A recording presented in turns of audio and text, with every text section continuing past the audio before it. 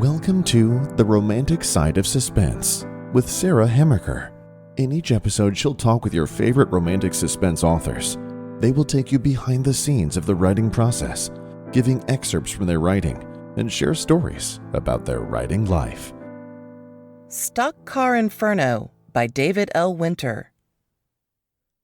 What if everything you believed about stock car racing turned out to be a lie? Race car driver Emmeline Martin hides behind a bold, brassy public persona that delights fans and torments her male rivals. As she fights to complete a championship season, a bitter, aging icon aims to knock her off her pedestal. If he has his way, George Martin will knock her out of racing for good. During a grueling duel at Pocono Raceway, Emmeline bumps George's car, setting off an explosion that engulfs him in a fireball. Hunky Italian lawyer Antonio and his detective brother Rocco must get to the bottom of the explosion before Emmeline loses everything dear to her. Can he save her from the demons of her past that threaten to undo all of the success she's building? Meanwhile, bodies pile up as a killer desperately plots to keep Antonio from the truth. Stock Car Inferno will keep you on the edge of your seat as you race to its exciting climax. Hi, and welcome to this episode of The Romantic Side of Suspense. I'm your host, Sarah Hemmerker, and I'm glad you joined me. Today I have with me David L. Winters. He is an award-winning author and speaker. His fiction includes Driver Confessional and Stock Car Inferno. So welcome to my show, David. Sarah, thanks so much for having me.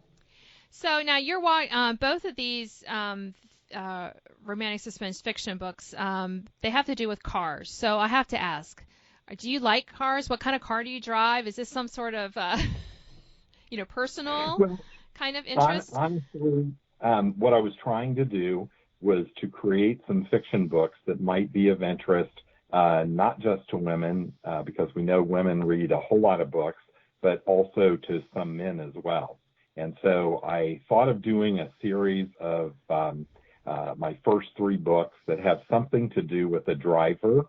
And so the first one was about an Uber driver, and his name is Antonio Simonis, and he's Ubering part-time, but in law school at night. So when I came to the second book in the it's not really a series or each standalone books, but in the second book, then Antonio is now a lawyer, so he ends up practicing law through the second book. And so I liked the driving idea. I enjoyed it a lot. And the third book, just to give you a little hint, is about a truck driver. So I'm getting farther and farther afield from Uber driving as I go. Right. Right. So I have to ask, what kind of car do you drive, since we're talking about cars? Well, I don't have anything exciting to say there. I drive a Kia Soul, and I was a Chevy baby most of my life, and I usually have Chevys, but I sold my Soul for this one because I really had to have a car that could haul books around in easily. Right. And this has a nice hatchback, and the books fit so neatly in boxes in the back. So. It's funny what as we get a little older, how we go, oh, maybe not the muscle car. I need some transportation here. I need some hauling ability. Yeah, I totally understand that. We actually have a Kia Sedona minivan, which we've had for years, and I love it. And we also just bought a Kia Optima hybrid, a used one for my husband, which has been great. So we're all about Kia. Not that this is a Kia commercial. Don't worry, readers. We're getting back to listeners. We're getting back to fiction. But yeah, Kia makes some good vehicles, we found. So what do you like about writing romantic suspense? I mean, as you said, a lot of the readers are women, a lot of the writers are women. But what is it that you found, maybe intriguing about this genre? Well, to start with, I have always liked suspense. My babysitter, when I was probably 5 years old, started me out on Edgar Allan Poe. All right. So that give you some nightmares, did she? Well, it explains a lot about my personality and my battle with anxiety earlier in my life. But no, but I have always thought it was really a talent to be able to tell a story that keeps people not only engaged, but kind of eager to find out what's happening next. And when I came into my early 20s, I started reading Stephen King because that's what, guys read. Yep. And I absolutely loved his ability to tell a story that kind of grabbed you. And, his first book, The Stand, he goes from he goes from point of view to point of view from these different people that eventually can converge later on in the story. But I kept going like, why are you going over to him or to her? I want to go back to this other guy and see what he's doing. Right. So, but it did really, really capture my attention. And so, I went through my regular career, and then when I retired, I was determined to start writing. And that was just a few years ago. And so, it really attracted me, the idea of writing stories that might grab people and keep them engaged. So what do you think has been most frustrating about writing in this genre? Well, I think with anything, there's a learning curve, and you want to listen to the people who are best. And I've tried to, read some of the people that I respect. Danny Petrie, I like a lot, in the Christian romantic suspense, and others, and several others. But I think a frustration of anything you're doing is at first is you think you have a handle on what's going on, and then you get your edits back, and you're like, oh wow, I didn't think of that. And it's just frustration. I think we're all a little bit perfectionist, in our hearts. And so the fact that, we have to kind of go back to the drawing board. And, I was very lucky in both my first two books to get really quality editors and to help me, just be the best I could be at this point in my writing career. Yeah. And what some of the same frustration, it is a learning curve, I think. And there's many things that one has to learn. How do you find that? How do you research? Where do you go? I mean, were you a stock car driver in a former life, or? I was not. But interestingly, when I retired, I didn't want to just sit down and do nothing right at first, because I thought that would be too big of a leap from, running around the Washington rat race, going crazy and working in the government, and then all of a sudden doing nothing. So I Ubered for 5 months to get the stories for Driver Confessionals. Oh, okay. And that really helped me a lot because, I didn't even know what Uber was when my friend suggested I try it as like an interim thing as I retired. And then I thought, oh, that's going to make a great book, And then people get in your car, and it's like half the people don't even notice you're there. And so they go on with their life, having very personal conversations on the phone or arguing wildly with the person they're with or whatever. Goodness, yeah. And then another group of people want to chat you up and find out all about you and tell you all about them. So just a great cross-section of people. And that was the best possible research I could have done. Now, for stock car racing, I personally, did not obviously participate in stock car racing because I worked for the government. But I have a nephew who is amazingly involved, and he was a gas man, or still a gas man, actually, for the NASCAR races.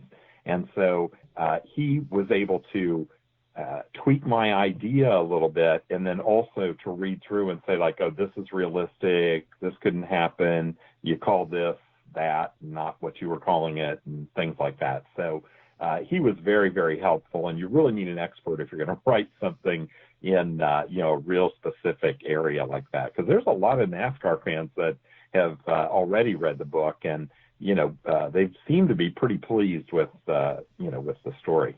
Right, because I mean, there's nothing worse, is there, than picking up a book and reading it and it going, Oh my goodness, that couldn't possibly happen because you have insider knowledge with that, or that. So it is. I think it is very important as writers for us to get to get it as right as possible. Now, I know that readers, and as a reader myself, I know that I'm willing, as long as they get most of it right, I'm happy to go along. I know they're going to change some things for for the story. I get that. But it's when those little things that, they misname something. I'm like, okay, now that's a mistake, and that wouldn't have been that hard to figure out. So just it is challenging to make sure that, our books are accurate. Yeah, one thing I learned was, if you're watching on television, they'll say, oh, and the caution flag has come out.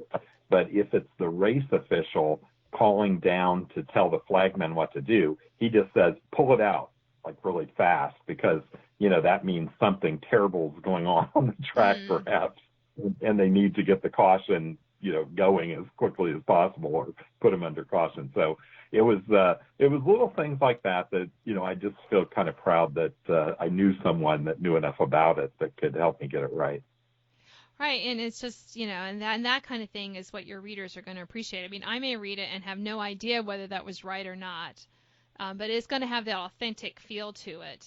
So I think that's important. So now, I mean, you're retired, so now, do you write like you did your job, like 8 hours a day? I'm going to be very disappointed if you don't, because, you have the time. But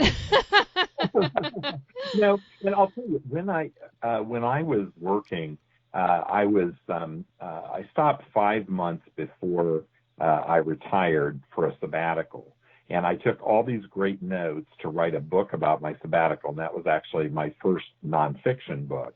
And I found that I could not come home after 9.5 hours of work and have anything much left to give to writing.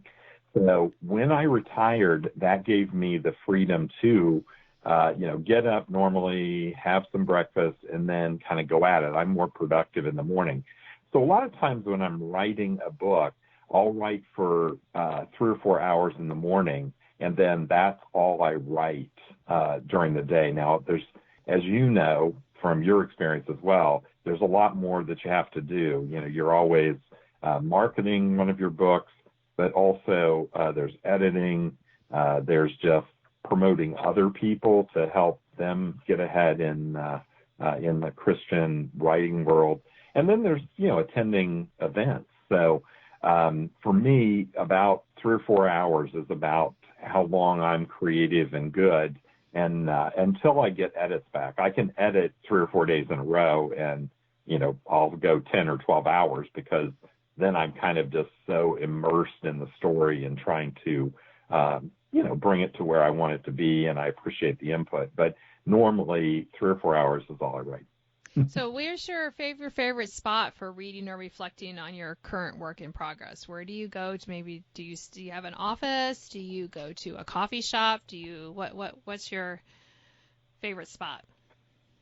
Well, I'd like to tell you that I take a pack mule up to a secluded mountain resort. I have all these beautiful Aztec blankets around me, and then I do it up there. But actually, I sit at the same desk in my home office and look at the computer because I just love dual monitors. I love being able to check something, and whether it's a word usage or it's a fact or anything else on one screen, and then have the manuscript up on the other screen and be able to do it there. So, and also I'm a prisoner to things like Pro Writing Aid and, things like that. So I really enjoy, being able to use the latest software to kind of punch up my writing and go to the next level. All right, great. We are almost out of time, David. Is there anything else about your writing that you want to share with our listeners before we close this podcast? Well, I think the number one thing for all of us is if you're going to write Christian fiction, it needs to come out being a Christian book. And we as you know too, that I was at a conference with you very very recently, and Sarah Bolme told us three things, that make a book Christian, and hope is probably the most obtuse of those, but obviously very important. And I don't like to read a Christian fiction book and at the end think, wow, I don't feel a lot better than when I started. So I really aim to make people feel that they've been on a journey, but there is hope for the future at the end. And then I think pointing people to God, that's another major thing about Christian books. And so I hope that that's what I'm doing with my books. With my nonfiction, I get into the teaching Scripture and things like that. I don't throw a lot of Scripture into my fiction, obviously, but so I think that's the main thing. And I'd really, anytime I can promote another author that's out there with the goal of creating a Christian book and getting it to people to read it, I want to really help do that. All right. Well, thank you. I appreciate that. And thanks for being on my show today. Well, thanks for having me. You've been listening to The Romantic Side of Suspense. I'm your host, Sarah Hammaker, and I'm glad you joined me today. I've been talking with David L. Winters. He's an award-winning author and speaker. His fiction includes Driver Confessional and Stock Car Inferno, and you can connect with David. His social media links and bio are with this podcast. So we'll see you next week. Thanks for joining me. Now an excerpt from Stock Car Inferno by David L. Winter. A figure cloaked in shadows approached the exterior fence far from his intended target. He slid underneath through a hole he'd dug days earlier. Once inside the security perimeter, he carefully pulled the black satchel in behind him. Then he waited. 4 minutes evaporated in a heartbeat. The overcast skies, essential to his plan, obscured what could have been a 3/4 moon. Next came the signal he'd been awaiting. A single security guard, having walked the whole perimeter of the acres-long building, rounded the corner nearest him. Still at least 100 yards away, the streetlight installed next to the giant garage lit the guard up like a spotlight at the opera. No way the security man could see someone crouching in the shadows at this distance. Barely pausing, the guard traversed the side of the building, disappearing around the front. A creature of habit, the guard made only 2 rounds per night. The first patrol came at midnight, and this one at 3 a.m. Next, he returned to his guardhouse and would fall sound asleep in minutes, unaware of any danger. Once the guard had time to settle in, the figure dressed in black crept near the back fence and made his way halfway along the back of the building. 2 windows down from the one where he painted a small X in black magic marker, the demolitions expert pried open an aging window. With care, he forced it, making little sound. Certainly nothing audible above the whir of the air conditioning unit in the guard shack. Climbing in through the window with the satchel proved difficult only because of the difference in grade from outside the building to the inside. The windowsill stood only 5 feet above grade outside. Inside, the drop from the window to the floor must be at least 8 feet. Once negotiated, the intruder looked around and identified his target. He took off his gloves and put them in the satchel next to the purpose of his visit. The car sat splendidly silhouetted by yellow light shining in from the front of the garage. A minute later, the man in black withdrew an oblong object from his bag. He held the device up to the bottom of the car. His small flashlight revealed a perfect fit and exact color match. Months of careful planning and surreptitious reconnaissance paid off to perfection. An artist of sorts, he painted the underside near the right rear quarter panel with a super adhesive polymer. The motion trigger, which took months of development, must be handled with care. He armed the trigger and pressed the entire device firmly into the epoxy, affixing it to the bottom of the car. It formed a perfect bond and looked indistinguishable from the rest of the underbody. As he put the top back on the 2-part epoxy, a light moved in front of the building.